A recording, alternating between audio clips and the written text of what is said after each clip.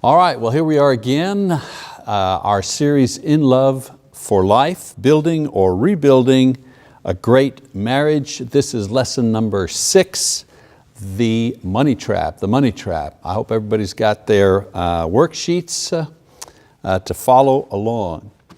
Well, as the title suggests, I want to talk about money, a very important issue in marriage. You know, people have different attitudes about money when they come into a marriage, and a lot of times the collision of two ideas about money within a marriage creates a lot of stress. Some researchers have found that money issues, and especially how money is handled, is responsible for up to 70% of marital conflicts. Now, there are a lot of reasons for that, for this type of conflict over money. One, people have different ideas and different training about money, and they bring those into their relationship. For example, you know, she may come from a family where money was tight, where you budgeted carefully, you know, money was for saving, for planning, so on and so forth. You know, she comes from that background, she has that ideology.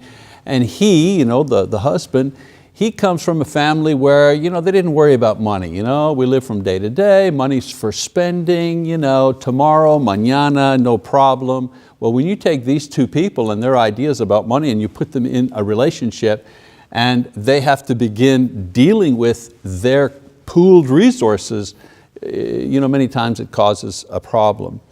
Another reason that there are money issues or money conflicts in a marriage is because there's no discussion about money before marriage, and so many times it comes as a nasty surprise. Oh, I didn't know you were like this, or I didn't know you were like that. You know, we don't talk about money, we have no idea about how our partner uses money or thinks about money, and when you're in the marriage and you have to actually deal with real money and real budgets, that also can be an issue of conflict. And then of course, different economic backgrounds. Not just how we think about money, but you know, he comes from perhaps a poor lower middle class home, or not a poor lower middle class, but he may come from a poor home.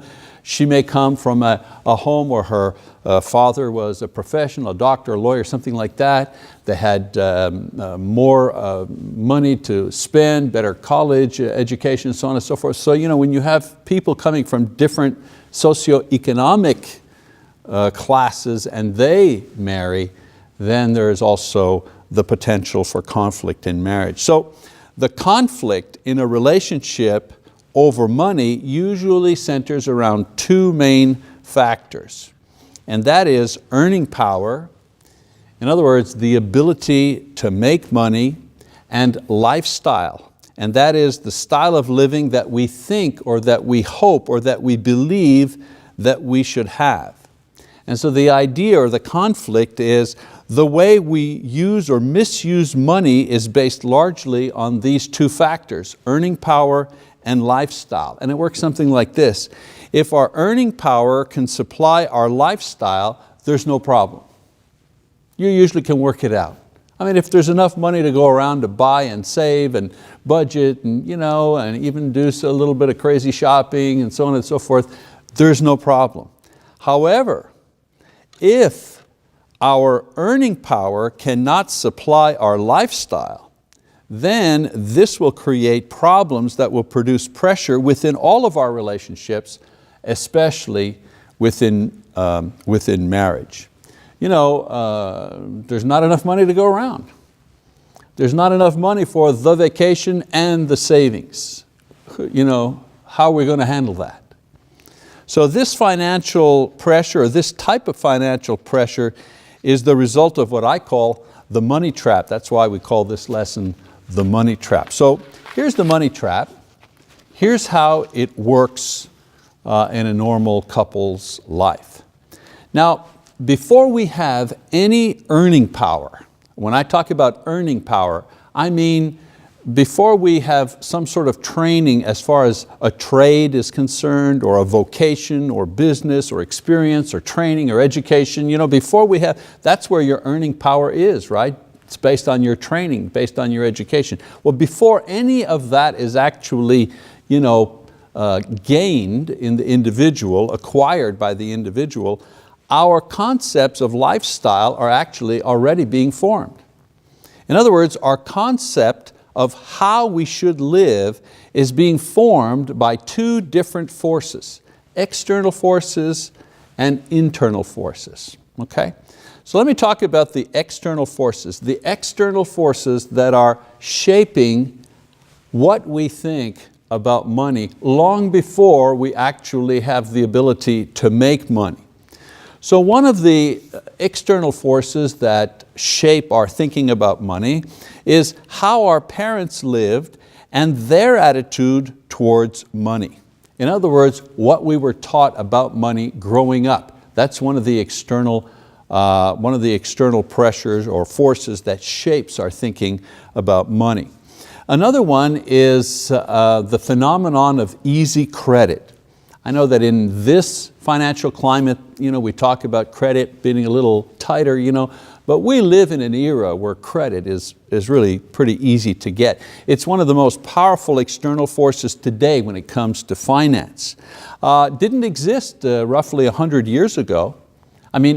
Credit existed 100 years ago, but the ease of credit did not exist 100 years ago. 100 years ago, an 18-year-old just couldn't go in and buy clothes and shoes and all kinds of things and just sign for it and walk out. You couldn't do that 100 years ago.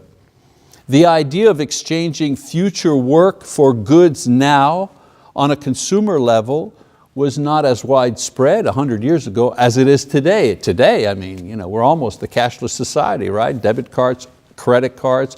We exchange work that we'll do in the future for goods that we will receive now.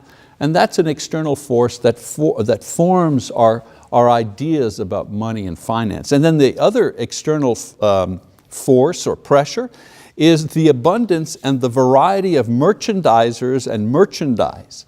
In other words, there's so much stuff to look at and buy. Again, something that did not exist 100 years ago. You had a catalog, you had the Sears catalog that was mailed out, and that was, wow, that was a lot to look at. Today, have you gone to shopping malls? Have you gone to stores? There are stores upon stores upon stores that sell all kinds of merchandise, 50 different types of one thing. So we have a lot to choose from and a lot to purchase.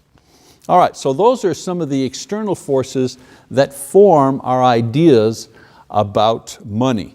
Early experiences and training, easy credit, and the abundance and accessibility to merchandise in our day and age. There are also some internal forces that form or shape our thinking about money. Many of them are negative. I'll only talk about the negative ones because these are the ones that get us into trouble. Now, there are key advertising approaches that kind of push our buttons, our internal buttons, to get us to buy, to get us to commit, to get us to engage financially. And I want to share some of these with you. For example, we talk about greed. Greed is really the idea of never having enough. That's a certain button in us. That's a certain hot button, the greed button. And marketers, when they say, hey, look, we have something new, something, a whole lot better, the new and improved, whatever it is, that appeals to that thing inside of us that wants more. We never have quite enough. We want the newest thing. Another internal force, another button that gets pushed is jealousy, for example. Jealousy is wanting what others have. So how do you think marketers push that button, which motivates us to engage financially? Well, they say, you know what? You too can have. They have this, but you too can have. As a matter of fact, you ought to have this thing. The button of pride, competing with others. Car companies are great with this.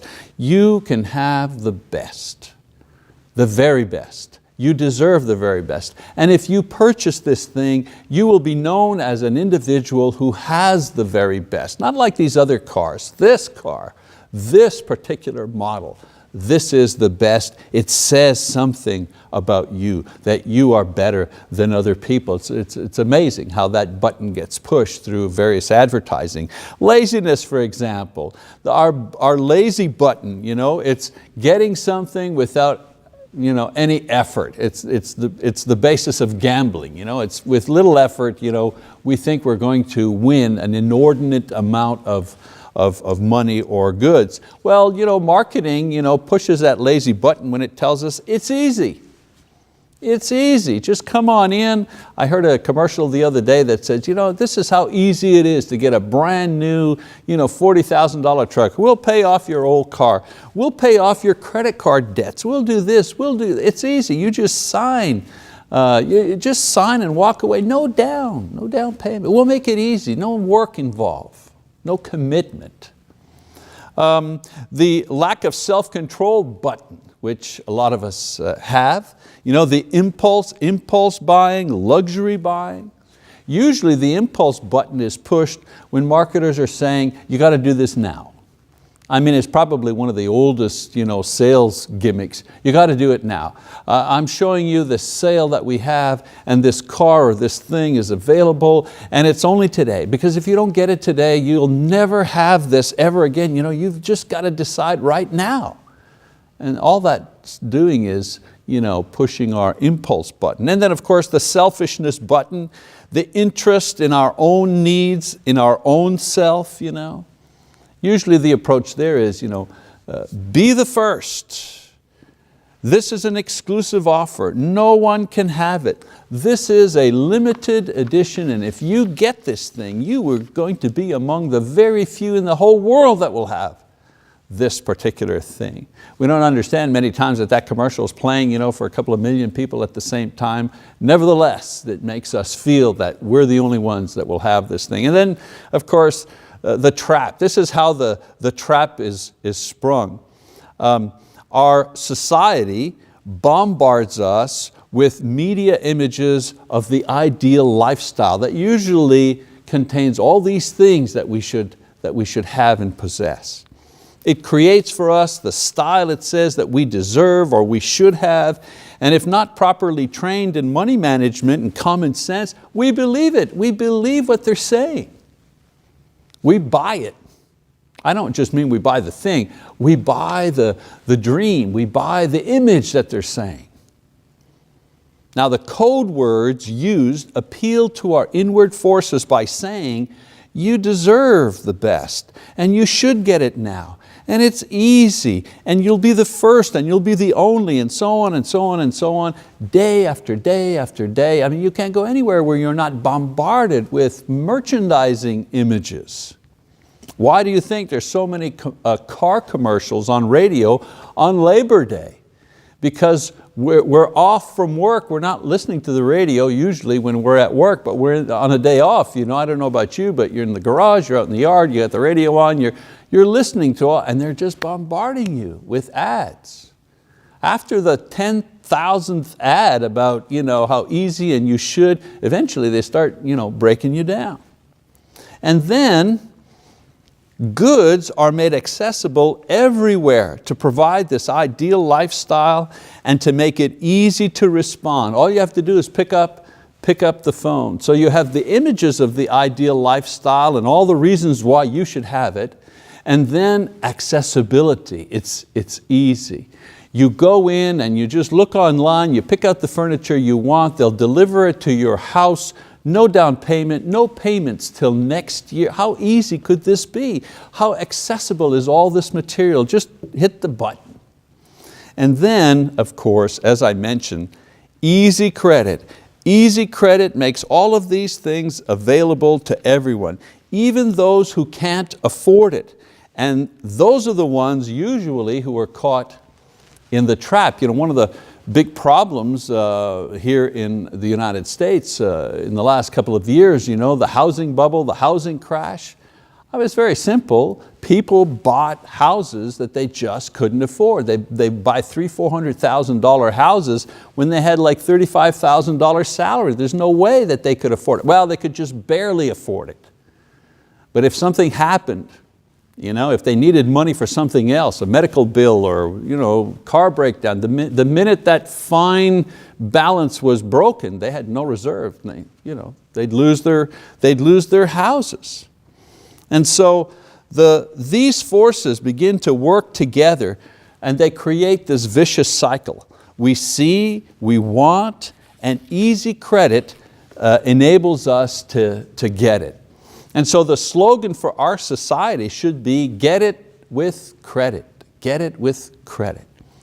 Now, I want you to understand, I'm not against, I'm not railing against our capitalistic system and so on, merchandise. I'm not railing against that. I'm not against a strong economy, an efficient network of merchandising and distribution, and even a banking system that allows us to use credit wisely as a tool for establishing our homes and our businesses.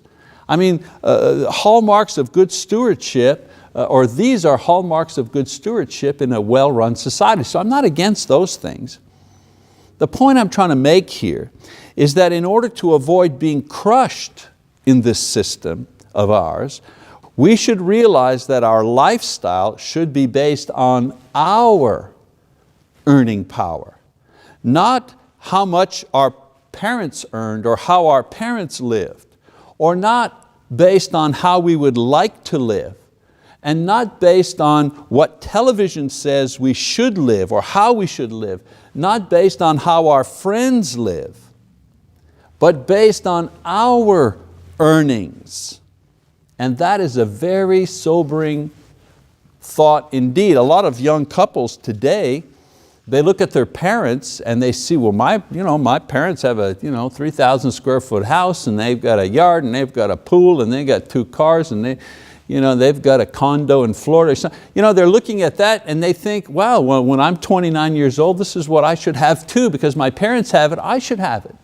And they don't realize many times that their parents may have worked for 30 years in order to accumulate this type of wealth.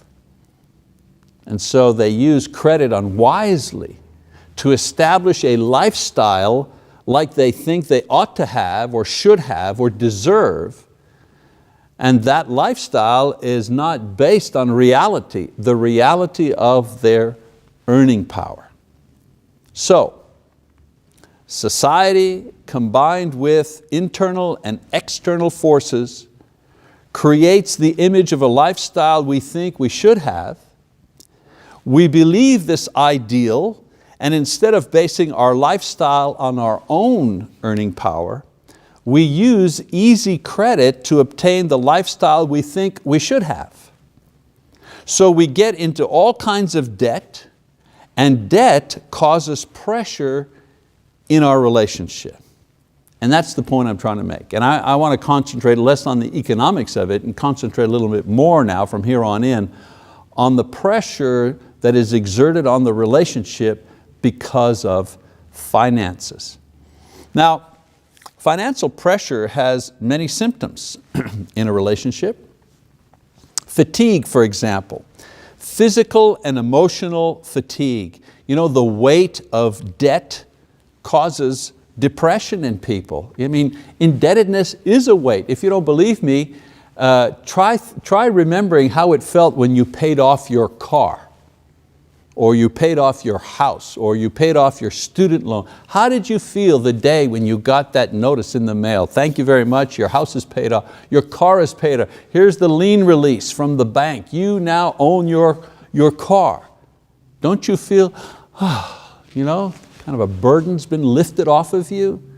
Well, if you feel a burden's been lifted off of you when you pay off a legitimate debt, can you imagine how much too much debt weighs?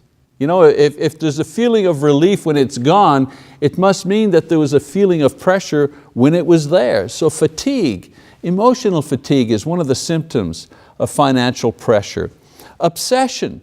We think and we talk only about money and money problems. A lot of the couples report that their discussions are always about money. If they're planning something to do with the children, instead of just making the plan, will it be good for the kids and so on and so forth, it becomes, can we afford this? Well, we're going to have to be able to pay that off before we can do this and so on and so forth. And so we become obsessed. The debates and the arguments are always about money. And of course, arguments start because we need to find the blame. Who's responsible for the financial mess that we're in? And a lot of times the blame is, you spend too much, or the reverse of that. You don't make enough. Or maybe if you got another job, or maybe if you tried harder at work. And so there are arguments about who is responsible for the difficulty. Also, sexual disinterest. Let's face it, it's very hard to be intimate with someone that you've lost respect for. If you don't respect somebody, it's very hard to feel very close to them, and usually sexual intimacy requires that you actually feel close to that individual. Financial ruin. Eventually you have no more credit, just debts, and debts that you can't pay. And financial ruin many times leads to family ruin. And then of course, there is spiritual discouragement, especially for those who are believers. The feeling that God doesn't love you, or He's punishing you because of your financial ruin. Now, pressure of this kind, as I mentioned, can easily destroy a relationship. So that's why we're talking in this In Love for Life series. That's why we're talking about money, because money problems have a tremendous effect on the quality of one's relationship in marriage. Now, there are a lot of financial advisors and plans, but you need to be careful not to make matters worse. Not all financial solutions are equal. And I've seen a lot of people, they get into financial trouble, and instead of fixing it or doing the things they need to do to make it better, they actually make it worse. So here are some bad solutions, okay? Let me preface this part by saying, bad solution. These are bad solutions to money problems, and I'll show you bad solutions through the images of animals. Okay, you'll get what I'm trying to do here in a minute. So one of the bad solutions is what I call the ostrich solution. The ostrich solution is the following: just refuse to admit that there is a problem. If you ignore the problem, it'll just go away. Let's not even talk about money. Let's forget about that. We don't talk about that type of thing. It reminds me of a cousin of mine long ago when I was a young guy. He bought a car. He bought a brand new Camaro, a yellow Camaro, canary yellow, I remember. We were all jealous of him because he had this nice new car. And his name was Angelo, and he would drive around and so on and so forth, but Angelo was a very carefree individual, so if he wanted to go to the movies, he'd go downtown to the movies. Oh, there was a parking spot in front of the theater. He'd just park the car there and just walk into the theater, whatever. And then he'd come out and there'd be a ticket on his, because he never looked at no parking, none of that, handicap zone, nothing. He just parked it wherever he felt like it. And so he'd take the ticket and then he'd just open his glove compartment in the car and he'd put it in there. And this is serious. He did this for a couple of years. And he had a stack of tickets. He figured, nobody's calling me, I haven't been arrested, it's just paperwork, they'll forget about it. Well, they don't forget about it. And so one day, he's driving along, maybe I think he was speeding or done something, and the policeman stopped him. And when he checked, he realized that he had all of these outstanding tickets, thousands and thousands of dollars, of accrued interest and penalties and so on. So they seized his car and he went to court. And the thing about Angelo is most of his salary, went to pay for his car. He didn't have a lot of extra, lived with his parents. And so in the end, at court, he had to give up the car. They impounded the car, they kept the car in order to pay off all of his tickets, all of his fines. And he is the perfect example of the ostrich method. I have a financial problem, I just ignore it. It's like it doesn't exist. Well, we know that ignored problems simply grow worse with time. Another bad solution is the chicken solution. The chicken solution is what I call escape therapy. We have money problems and all kinds of problems like that. Let's just take a vacation. Or let's go out shopping, buy something new, feel good about going. Don't you feel good when you go shopping? Let's do that. Let's just go shopping, we'll feel great. I call that the chicken solution. Refusing to face the truth, substituting a pleasant, running away from the problem, you know what I'm saying? And it'll make me feel better. Now, this is only a temporary solution at best. You only feel good for a little while you're shopping. It usually creates more debt, and it's fatalistic. In the end, we're all going to die, or we may go bankrupt, or they may come and get it, and so what? Let's spend some more money and feel good while we're able. The other solution, bad solution, I call the parakeet solution. Parakeets, they repeat over and over again the same thing.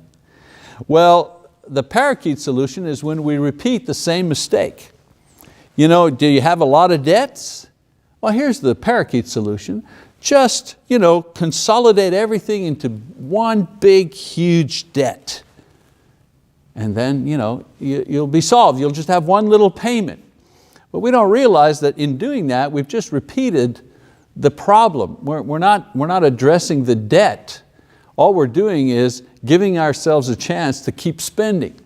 Because usually what happens when people consolidate their debt, they now have one payment against all those old debts, but they haven't changed anything in their lifestyle, and they usually continue to make other indebtedness. And so now what they end up with is they have one large debt, and they're creating new and smaller debts in addition to the big one. Why? Why do I call it the parakeet? They're simply repeating the same mistake over and over again. Then we have the horse solution.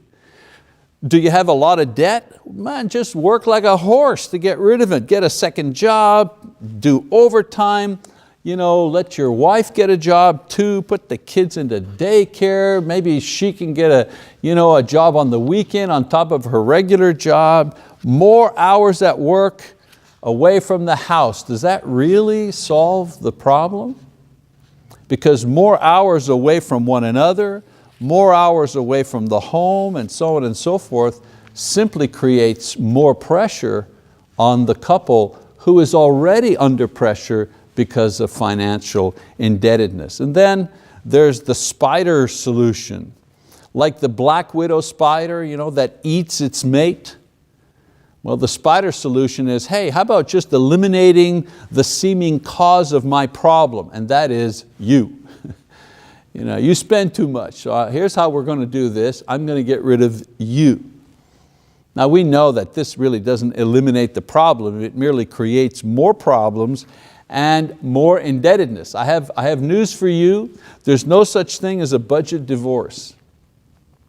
You see these signs sometimes, it said, uncontested divorce, $240 or $180, budget divorce, cheap divorce.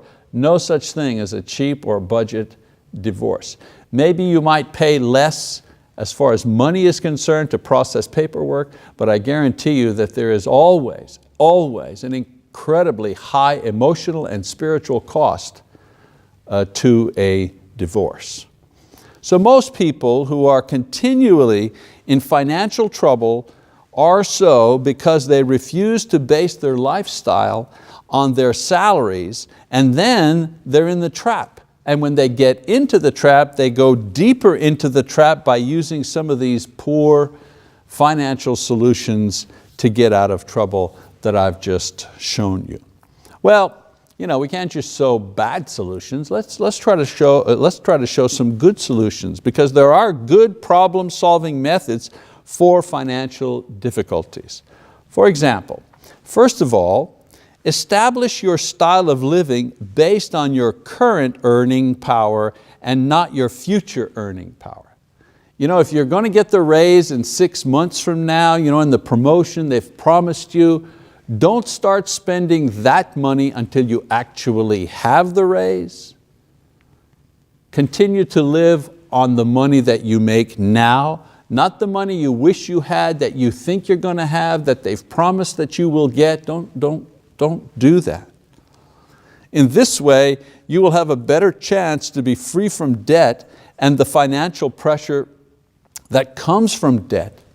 In Proverbs chapter 22, verse 7, Solomon writes, "Just as the rich rule the poor, so the borrower is servant to the lender." Proverbs 22, verse 7. You know, there's a whole lesson that we could make just on this scripture. If we could learn just this one thing, we would be free. So would our country be free. That's one of the reasons why many in our country are saying we have to be careful. We're having way too much debt in our country, and other people, you know, own our debt. The borrower is always the slave to the lender. Now, this idea, you know, establish your style of living based on your current earning power, it sounds good, and I don't think anyone here would disagree with that, but it's not easy to do. This practice requires certain things. First of all, it requires honesty with yourself.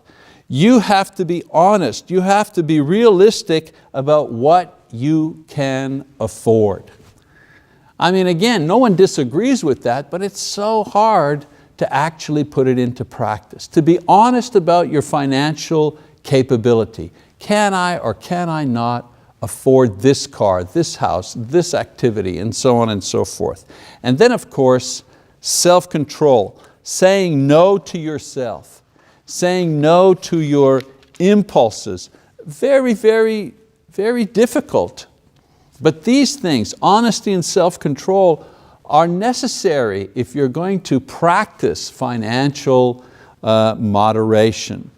Another thing that is necessary is alertness. In other words, be aware of the trap.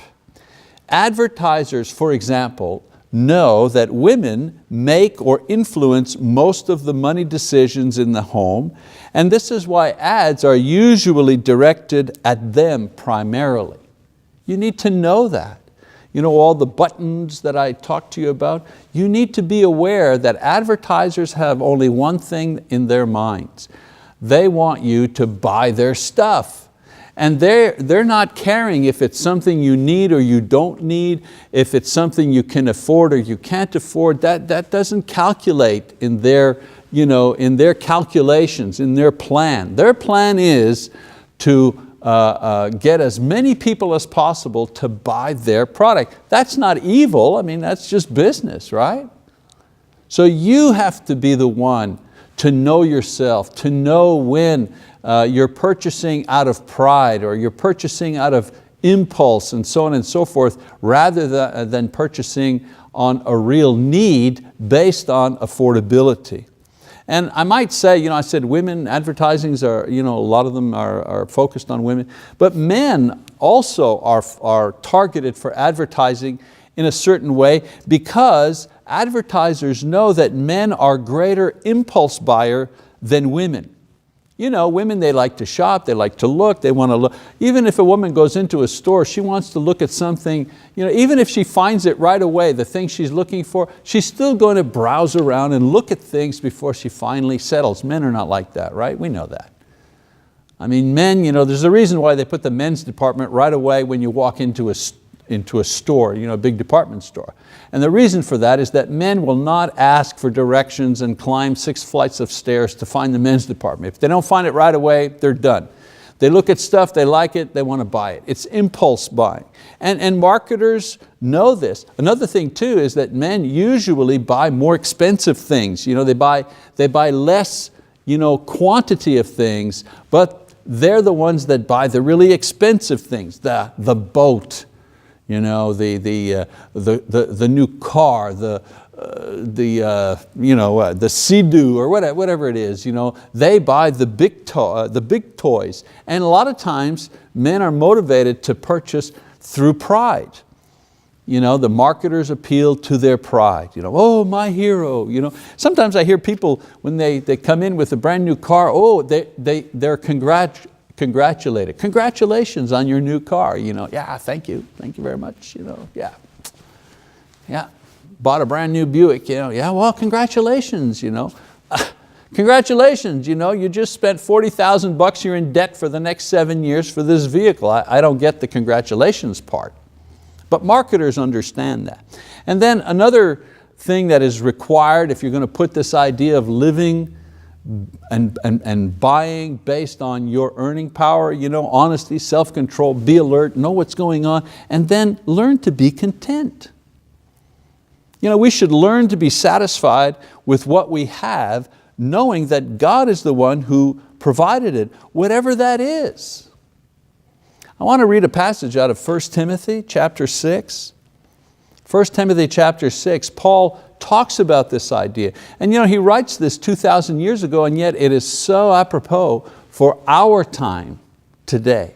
He says, but godliness actually is a means of great gain when accompanied by contentment.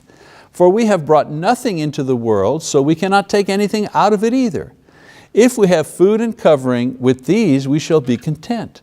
But those who want to get rich fall into temptation and a snare and many foolish and harmful desires, which plunge men into ruin and destruction. For the love of money is a root of all sorts of evil, and some, by longing for it, have wandered away from the faith and pierced themselves with many, many griefs. And so Paul says we should learn to be satisfied with what we have, based on the idea that this is what God has given us. If we have enough to provide an honorable life, he says, food and clothing and housing, if we can live in an honorable way, then we should have enough. And wanting more than this can be risky at times. The art of being content with what we have at the moment is actually the gateway to freedom and peace of mind and true enjoyment of life. Because contentment eliminates greed and pride, all those inner pressures. All those inner fleshly pressures are there because for one reason or another, we're not content with what we have. Now, some people think that contentment means settling. I'll just settle for what I've got, that's it. Who wants to try? I'm not going to try anymore. That's settling, based on laziness, I think. Contentment is, God has given me what I have today, and I will give thanks for it. It doesn't mean that I cannot strive to improve my lot, to make things better. It doesn't mean that. But it means, but right here and right now and right today, I will learn to be content with what I have been given and what I have, even if I realize there may be margin for improvement. And the way to contentment is through the practice of thanksgiving. If you just list the things that you actually have and give thanks for those things, God enables you to have contentment for what you have. Paul says in Romans first chapter that the first sin, the first level of sin is that men refuse to give thanks. And then from there they just, a downward spiral. But the opposite is true also. The way to move upward spiritually is to begin by giving thanks for what we have today. Not praying for stuff that we might get in the future, but rather have a prayer that gives thanks for the actual things that we have today. And so for men the trick, of course, for men, males, is to be realistic about what we truly can afford to buy. And for women, the true challenge of submission is to respect and live within their husband's or primary earner's earning power. That's how we arrive at contentment. Now, another good problem-solving technique for financial stress, aside from living within your earning power, right? We said we're going to live within our earning power, and that requires us certain things that we have to do. Another thing that we can do that helps us to live within our earning power is to create a budget, make financial priorities. In other words, establish priorities for the way that you're going to spend the money that you do have. For example, here are some of the priorities that we should have financially. One of them is we ought to give the first portion of whatever we make to God. Again, I want to read a proverb here. Proverb chapter 3, verse 9 and 10. Solomon says, honor the Lord from your wealth and from the first of all your produce.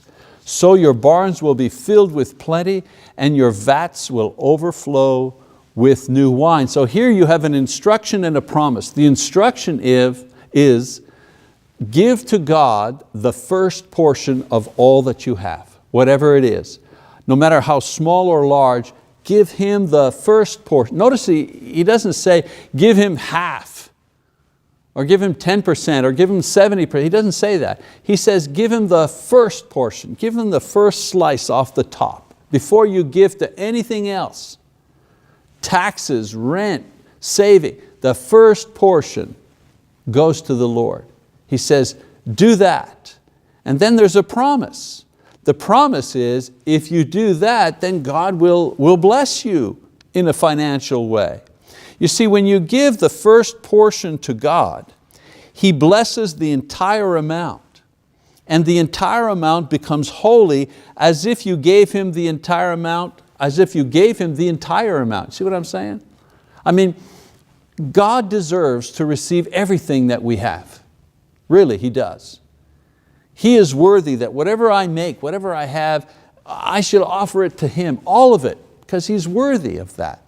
But God understands that I need stuff. I need to eat and live and so on and so on. I need to drive a car. And so He says, well, here's what we'll do.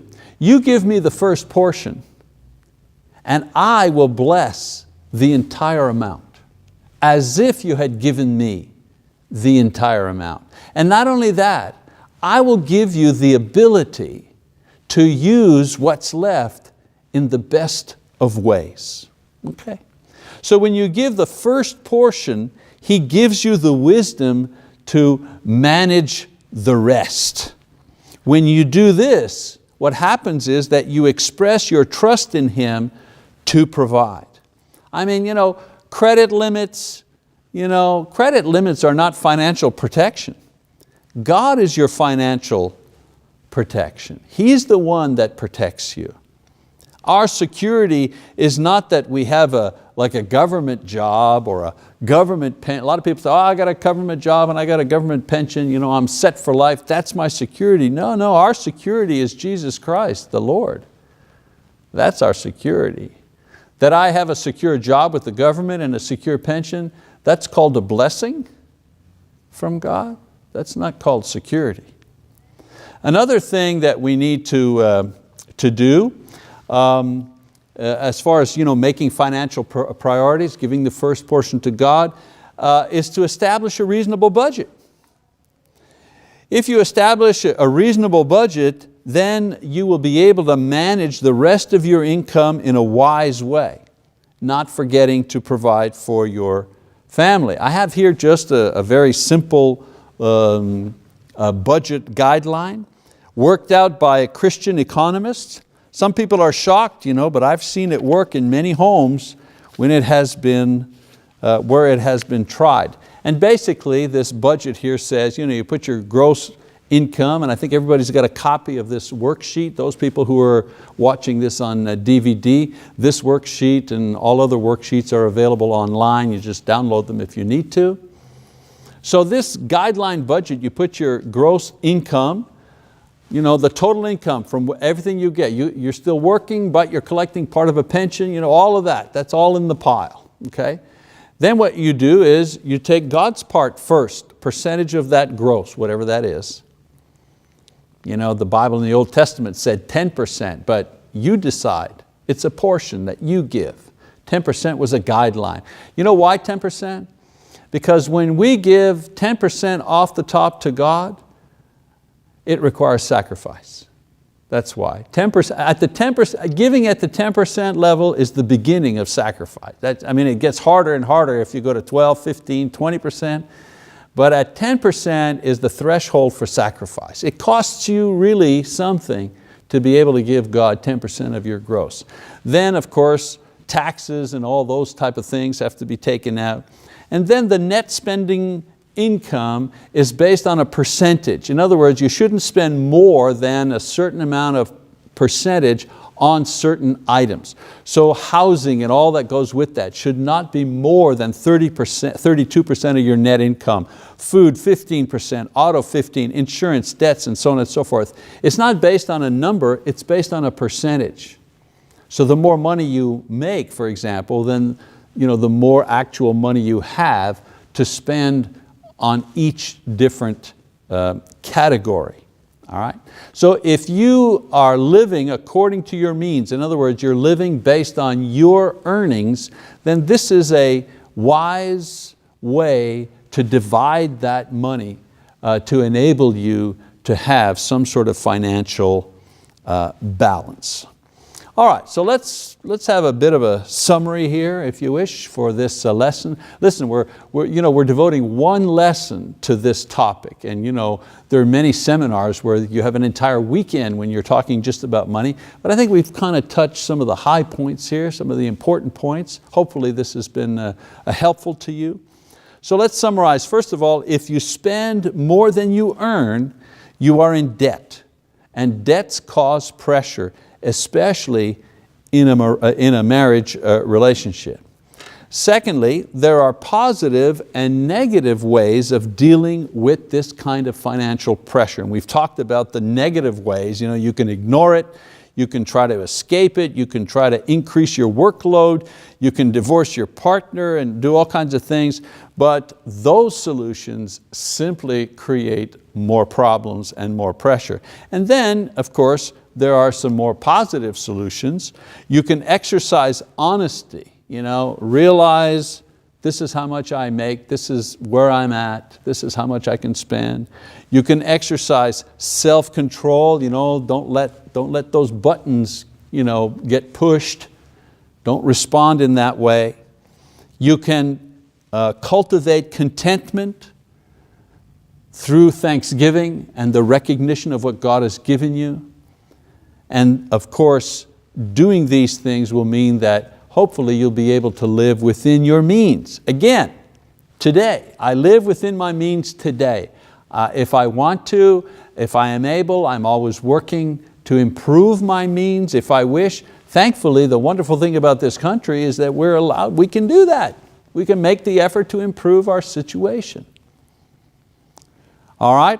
And so this contentment, as I was saying, in living within your means, and this can be done, all of us can do this, and all of us can start doing this regardless of where we're at in our life cycle. You can begin this by, of course, giving God the first portion in everything. Remember, a lot of times we're holding back from God, and He knows it. Even if no one else knows it, He knows what we're holding back from Him. There's great relief, there's great praise, and there's great satisfaction in knowing that we're giving God a portion of everything that we have. There's a marvelous sense of freedom and trust that comes when we reach that level. So we give God the first portion of everything, and then we trust Him to help us manage the rest. Good management begins with a reasonable budget. And of course, I give you the budget, those figures, they're helping us get some approximations, all right? Giving us guidelines on how we can do this. So I encourage us, all of us, singles, widows, married couples, everyone, I encourage us not to get caught in the money trap and allow Satan a foothold in our emotional lives, in our financial lives, and of course in our married lives through the misuse of money. Well, that's our lesson for today. I appreciate everyone following along, and we'll be back next time with lesson number 7 in our series, In Love for Life, Building or Rebuilding a Great Marriage. Thank you very much.